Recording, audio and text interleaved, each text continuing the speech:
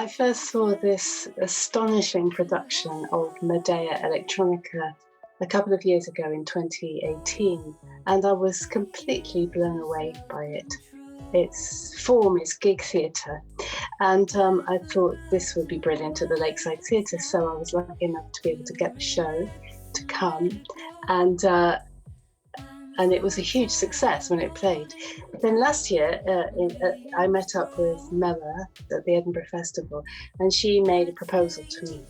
Could she come and develop her next show, Oedipus Electronica, at the University of Essex and the Lakeside Theatre, and integrate students into the production? And I thought, wow, that would be the most phenomenal opportunity for our students. So of course we push the idea forward. Anyway, that's where the story begins. Yeah, we booked this back in 2019. The original plan was for us to work really physically and practically in a room together. And then I remember having a conversation with you, Barbara, about Mella's work and about this new production, and the idea initially of potentially the students taking on the role of a Greek chorus in a contemporary adaptation of the Oedipus story, which just sounded like a fantastic opportunity for students to work in the Lakeside Theatre under professional circumstance. And then the university announced that it was going to lock down, and I knew that I had to tell you, and that I did know that how devastating that news would be. I was so busy in rehearsal creating the show that I just wasn't even keeping up with the news, and I thought we'll be fine. and then I got the message from you, and it's like, oh, okay, maybe this isn't going to go to plan after all.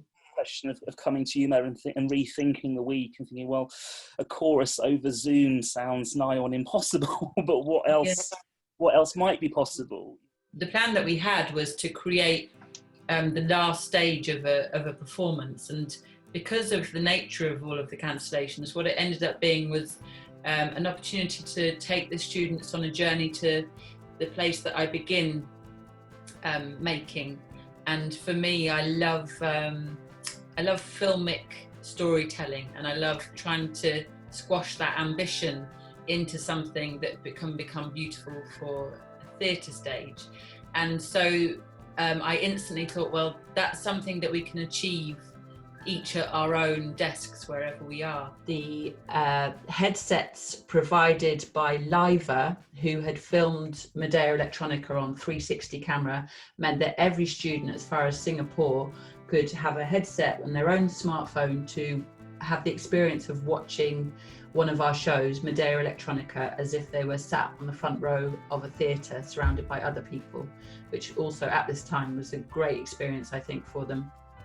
And then just that process of thinking, right, we've got 22 students, some of them are in the UK, some of them are stranded in Singapore, there's a 7-hour time difference between us and some of our international students.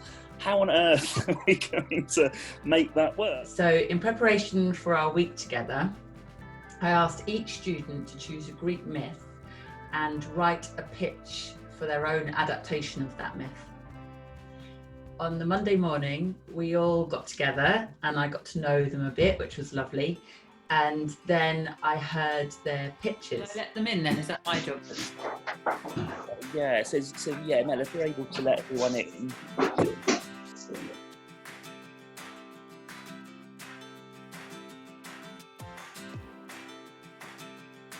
Great. Great. There we go, can you hear me? Hey. I'm Gabby. I'm alright. I think cabin fever's starting to hit in a little bit. Hello, good morning, nice to meet you. You too. Where in the country or in the world are you?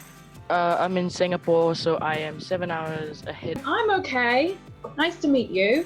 You too. I'm currently in Devon, so miles away from everyone else.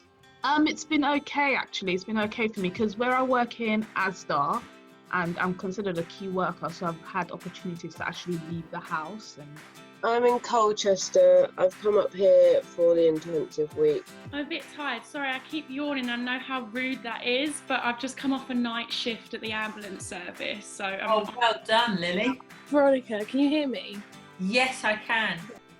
And I think due to the fact that we'd all been very isolated and the world was a very uncertain place, everyone was fairly shy and uncertain in their delivery, and also probably quite intimidated by the process.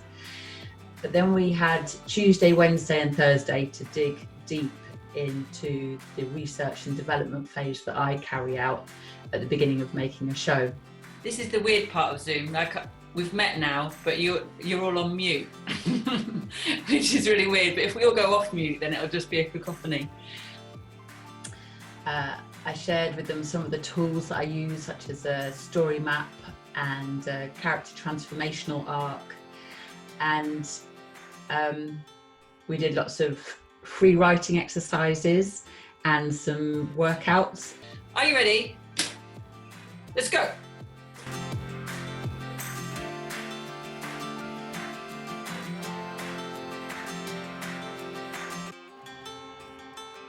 If you haven't been to run already, then just stop what you're doing and do it now. Go, exercise, rip up that piece of paper, rip it up, rip it up.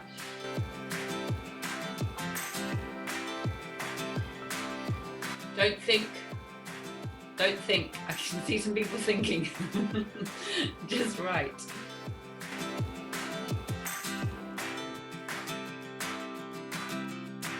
Have you been for your second run? Go, rip it up, get out of there, go. We got a bit more confident as the week went on about what could be achieved through these tiny boxes on our screen.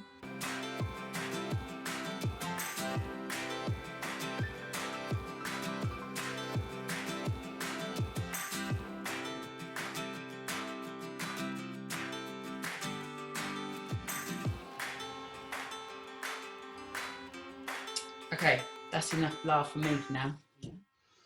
And then on Friday, we came together and they were all dressed to impress as the artists that they aspire to be. And they re-delivered their new adapted pitch. So I'd like to for you to use your imagination now. Imagine a TV series where you yourself can judge and play God. Now, in I Wasted Everything, we meet Adam Dixon. This is a reimagining that places Athena as the protagonist by aiming to highlight what we as humans are capable of when pushed beyond our points of no return. There are no actors physically present in the space. Instead, clues about the people who live there lie everywhere you look. In order to stop the war, he must become a leader. And so I would like my audience to question whether they feel Cassandra's ending was justified or not. Thank you for listening. Wow. Looking good, gang. And it was so exciting to see the outcome of our shared week together. Every single pitch was self-assured, professional, interesting, and the best bit for sure was that every unique individual artistic voice really shone out. Every adaptation was completely distinctive and well formed, really diverse and rich, and down to how the piece would be staged and who would be playing the lead. And by Friday afternoon, we had a proper rosy glow, all of us. That feeling you get when you've been part of something and deeply connected to others through creative enterprise, which was so needed at this time when we're all very separate. The whole process was brilliantly supported by Lakeside Theatre, who had got us all together in the first place and matched Pecho Mama up with Essex University. And massive thanks to Liam and Lizzie for pulling the whole thing together despite the obstacles in this crazy time.